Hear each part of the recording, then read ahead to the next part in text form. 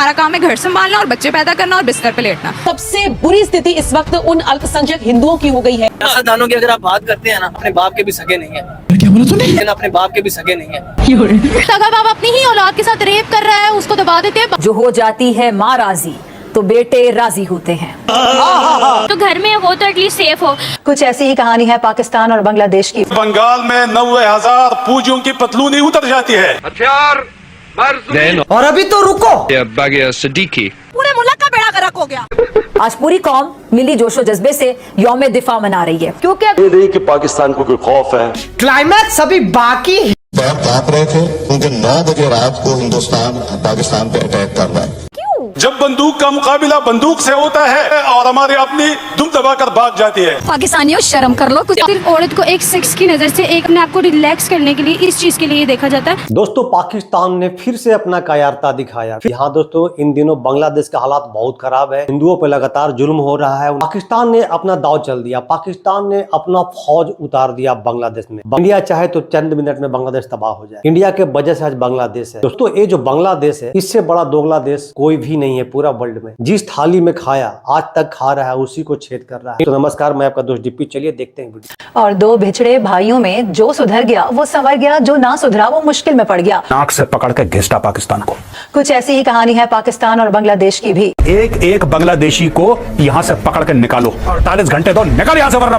बड़ी खबर आ रही है बांग्लादेश से, जहां पर पाकिस्तानी फौज की एंट्री हो चुकी है। पाकिस्तान की एक और नापाक साजिश का खुलासा हुआ है। 400 से ज्यादा मंदिर तोड़े थे पाकिस्तान ने और इतने हिंदुओं को मारा। आज की तारीख में भीख मांग रहा है पाकिस्तान। कट्टरपंथियों को किस तरीके से तैयार किया जा रहा है कि वो हिंदुओं पर अपनी क्रूरता दिखा सके। हिंदुओं को नुकसान पहुंचाने का तुम्हें बहुत बड़ा खामियाजा भुगतना पड़ेगा। बंगाल की मुख्यमंत्री दरअसल ममता बनर्जी ने बांग्लादेशी हिंदुओं के लिए दरियादिली दिखाई है। इनको बहुत मंदिर तोड़ने का शौक है। अभी रुक जाओ बेटा, मैं तोड़वाता हूँ तुमसे मंदिर। सबसे बुरी स्थिति इस वक्त उन अल्पसंख्यक हिंदुओं की हो गई है। ये भिखमंगे, हमारी भीख पे पलने वाली कौम आज की तारीख में हमें सिखा रही है बॉयकॉट बांग्लादेश। जो वहाँ पर रहने के लिए मजबूर है। कभी परचम में लिपटे हैं, कभी हम गाजी होते हैं। जो हो जाती है माँ राजी तो बेटे राजी होते हैं। आज पूरी कौम मिली जोशो जज्बे से यौम दिफा मना रही है कि जब रात की तारीकी में पाकिस्तान पर मुसल्लत करदा जंग में अपने से कई गुना बड़े दुश्मन को पाक अफवाज और कौम ने मिलकर शिकस्त देकर उसके अजाइम खाक में मिला दिए।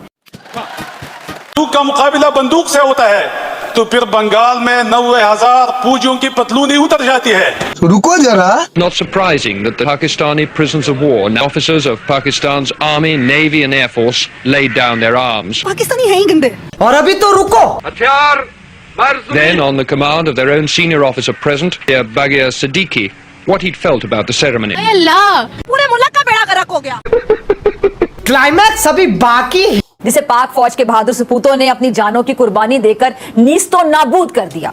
रुको जरा, सब्र करो। जो सिचुएशन आज है, हाँ, मैंने कल शाम को कोशिश की नरेंद्र मोदी को कॉल करूं। ये नहीं कि पाकिस्तान को कोई खौफ है, कि हमें डर है या उनको कोई घबराहट है इस मुल्क में। चल झूठा। अब अभिनंदन की क्या बात करते हैं। मुझे याद है शाह महमूद कुरैशी साहब उस मीटिंग में थे जिसमें प्राइम मिनिस्टर साहब ने आने से इनकार कर दिया और चीफ ऑफ आर्मी साहब तशरीफ लाए। पैर कांप रहे थे, पसीने माथे पे थे और हमसे शाह महमूद साहब ने कहा, फॉरेन मिनिस्टर साहब ने, कि खुदा का वास्ता है अब इसको वापस जाने दें क्योंकि 9 बजे रात को हिंदुस्तान पाकिस्तान पे अटैक कर रहा है। क्या समझ कर आए थे? Why did you, in the end, surrender? Because for the consideration of the human lives. No comments. जब बंदूक का मुकाबला बंदूक से होता है जनाब स्पीकर साहब, और हमारी अपनी दुम दबाकर भाग जाती है। इतनी इज्जत देना बनता है। You better know. 6 सितंबर को दुश्मन की उस गलती का जवाब पाक फौज के सिपा सालार और सदर पाकिस्तान अयूब खान साहब ने अपने कौम से खिताब में दिया था। तो फिर ये क्या है?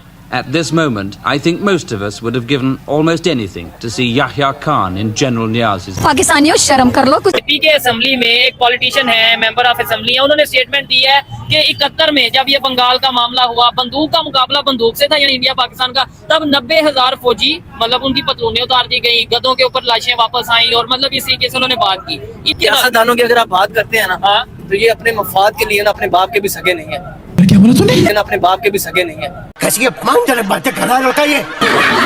जापान का या रूस का आई थिंक मुझे याद नहीं है, वजीर आजम था या सदर था, उसने कहा था पाकिस्तान एक कब्रिस्तान है। आप मैं कीड़े मकोड़े हैं इनके लिए। हमारी हिस्ट्री जो है वो सच बता ही नहीं रहा। मुतालिया पाकिस्तान की बुक है, सारी फेक लिखी हुई है, उसमें कोई बात इन्होंने सच की। अच्छा, सारी हिस्ट्री हमारी झूठी है। सारी हिस्ट्री झूठी है। इंडिया के वजीर खारजा ने एक बयान दिया था, उसने कहा था कि पाकिस्तान को अगर मतलब जरूरत है IMF से ज्यादा हम इन्हें दे सकते थे। बात तो सही है। उन्होंने कहा ठीक है, दुश्मन की बात ही नहीं, वो तो कहते हैं हमारे दुश्मन नहीं है। हाँ, ये उन्होंने, मैं स्टेटमेंट बताता हूँ, फॉरेन मिनिस्टर ने ये स्टेटमेंट अपने मुल्क में लगी हुई जंग को खत्म करे। जनरल कमर जावेद बाजवा ने ये स्टेटमेंट दी थी अहमद मीर को कि हमारे जो टैंक है वो इस काबिल नहीं है कि हम जो है वो इनको कंट्रोल कर सकें। उनमें तेल डालने के लिए उनके अंदर तेल डालने के लिए हमारे पास जो है वो पैसे नहीं है। तो आप यहाँ से उनकी मेंटालिटी का अंदाजा लगा सकते हैं कि वो किस तरह का ज़हन रखते हैं, या उनके अंदर ये पावर है या उनके अंदर ये कोशिश है कि हम कश्मीर को आजाद करें। तो अभी हम कश्मीर की बात करते हैं अभी, मतलब, और बलूचिस्तान। अच्छा, बलूचिस्तान की अगर बात करें, आप ये देखें कि हमारे अंदर तो हमारे रहने वाले जो सिटीजन है वो महफूज नहीं है, उनकी इज्जतें महफूज नहीं है, उनकी प्रोटेक्शन नहीं है, तो हम किस तरह कश्मीर की प्रोटेक्शन कर सकते हैं? सबसे ज्यादा पाकिस्तान के अंदर अनसेफ औरत के लिए उनका घर ही क्यों है? असल में हम रूल्स तो बहुत ज़्यादा लगाते हैं, ठीक है, हर हफ्ते में रूल्स चेंज हो रहे होते हैं, और हम so called Pakistan Islamic country का नाम देके कहते हैं कि हम वुमेन के लिए बहुत कुछ कर रहे हैं। और जब वुमेन खुद खड़ी होती हैं अपने लिए, जैसे फॉर एग्जांपल अभी पंजाब कॉलेज का वाक़या हुआ, तो हम उनको जो है ना कह देते हैं कि भाई ये तो गलत हो रहा है, तुम लोगों को एहतजाज नहीं करना चाहिए, तुम्हारे साथ हुआ क्या है। आप लोग बलूचिस्तान में जाके देखें, छोटी छोटी बच्चियों के साथ रेप हो जाता है, छोटी छोटी बच्चियों की शादी हो जाती है बड़े बड़े आदमियों से, and it's if you still say that it's a Islamic country, I think you should prove it as well. आपके भाई को एक अपॉर्चुनिटी मिल रही है और आपकी बहन को मिल रही है, तो जो हमारे घर वाले होते हैं वो हमारे भाई को ही ज़्यादा कहेंगे, बाहर वो जाके जॉब वगैरह करें। वुमेन को प्रोटेक्शन दी जाती है, सही कानून फॉलो किया जाता है, हम लोग की कंट्री में ये सारी चीज़ें आम है। जी ना, मैं वही कह रही ना, लैक ऑफ एजुकेशन, हमारा जो प्रीवियस पर्सपेक्टिव बन गया ना, मेंटालिटी पे आके सारी बात खत्म होती है। बहुत गलत बात है, क्योंकि हम लोग एक इस्लामिक मुल्क हैं, तो हमारे लिए तो ये कहना ही बहुत बुरी बात है, क्योंकि हमें तो यही कहा गया कि हम लोग घरों में रहें, और ये तो हमारे मुल्क में जब ये हो रहा है तो ये बहुत चीज़ गलत है, और इसके ऊपर हमें हमारी हुकूमत को स्टेप्स लेने चाहिए कि एटलीस्ट कि औरत बाहर निकल रही है, लेकिन जो घर में है वो तो एटलीस्ट सेफ़ हो, और सेफ़ भी ये नहीं कि वो बाहर वालों से सेफ़ हो, अपने घर वालों से सेफ़ हो। शायद ये हमारे मुआशरे की तंग सोच है कि अगर विमेंस थोड़ा आगे जा रही हैं तो हम उन्हें आगे जाने नहीं देना चाहते। इसमें कुछ तरबियत का भी आ जाता है, कुछ मर्द ऐसे होते हैं जो औरतों को आगे नहीं जाने देते, उन्हें लगता है कि अगर एक औरत हमसे आगे निकल जाएगी तो हमारी वो वैल्यू कम हो जाएगी, और अगर औरत को कोई मर्द पसंद आ गया, शादी की गैरत के नाम पर कत्ल कर दो। वहाँ पर अगर कोई सगा बाप अपनी ही औलाद के साथ रेप कर रहा है, उसको दबा देते हैं, बाप की इज्जत खराब हो रही है, ये हो रहा है वो हो रहा है, ये सब इस्लाम में काउंट ही नहीं करते हैं। वो सब ऐसे फतवे लगा देते हैं और वो ऐसी बात करते हैं जो कि एक आदमी को तैश दिलाती है कि अच्छा ये मेरी बाउंड्री इससे भी ज़्यादा है, मैं इससे भी और कुछ ज़्यादा कर सकता हूँ, और वो एज इस्लाम का नाम लेके क्योंकि वो एक वीक पॉइंट है ना पाकिस्तान। ये नहीं कि अगर आपकी बेटी ने आपको अपना शेयर किया है कि मैं फलां लड़के को पसंद करती हूँ, आप उसको गैर के नाम पे कदर कर दें। No, this is not. सिर्फ औरत को एक सेक्स की नज़र से एक अपने आप को रिलैक्स करने के लिए इस चीज़ के लिए देखा जाता है, नॉट उसके लिए नहीं देखा जाता कि इससे हम बाकी कंट्रीज़ के अंदर ठीक है, और उन्हें ऐसा लगता है कि पता नहीं ये औरत क्या चीज़ है, क्योंकि हमारे लिए तो एक बाउंड्री है, वो बाउंड्रीज क्रॉस कर ले, उन्हें कोई फ़र्क नहीं पड़ता। जिसके पास पैसा है वो तो कुछ भी कर सकता है ना, लेकिन अगर जिसके पास पैसा नहीं है उसके साथ जो मर्जी करो, उसके ऊपर जुल्म करो, जो मर्जी करो।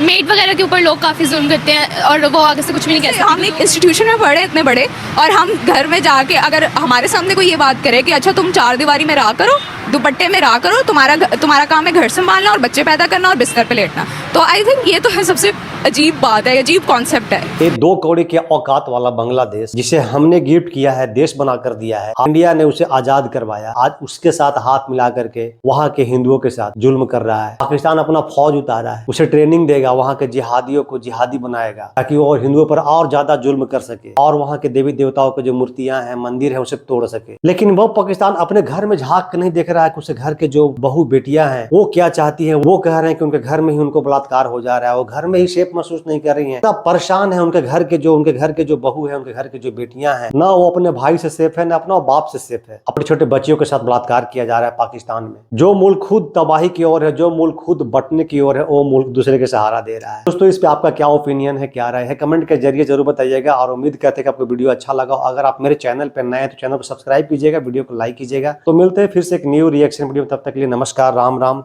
जय हिंद।